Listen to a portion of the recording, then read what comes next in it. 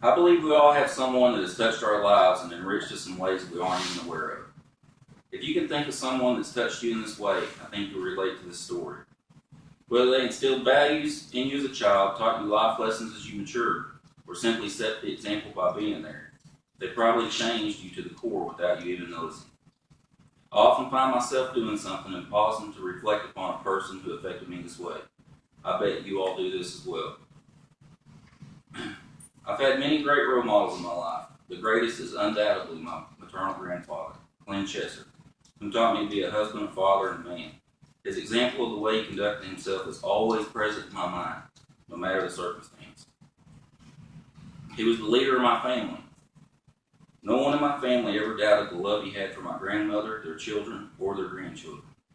As great as his love was, his love of the Lord was even deeper. His faith in humanity was truly inspirational and unwavering. He truly never met a stranger, to steal an old saying. Glenn was the smartest man I ever knew as well. I wish to introduce you to the greatest man I've ever known, my grandfather, Glenn Chester. Glenn was born January 5th, 1928 in Lawrence County, Arkansas, and died February 26, 2001 in Jacksonville, Arkansas, at the age of 73. He grew up on a farm near Egypt, Arkansas, and worked hard as a child. He had 6 siblings, and the family worked on their farm harvesting cotton. This bred in Glenn a desire to educate. As a young man, after serving in the Army in World War II, he became a teacher in Bono, Arkansas. After teaching for several years, he met the lady he would spend the rest of his life with. He married Ethel Belk on July 1st, 1948 in Strawberry, Arkansas. The couple spent the next 52 years together until his death. He became the patriarch of several generations. The couple had 7 children together. 16 grandchildren were blessed to call him Grandpa. His love of God was unwavering. He had a heart of gold. He became a deacon at his church, which he attended for over 40 years. Glenn was always looked up to by junior members of his church. My family tells many stories of my grandfather helping strangers.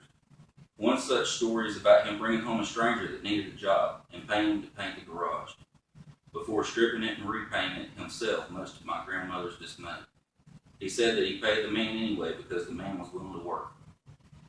He paid to have an engine put in a stranger's car once because he often saw the man walking back and forth to work. That man now owns a successful car dealership in Jacksonville, Arkansas. His academic knowledge was vast and impressive. He only attended school until the 9th grade.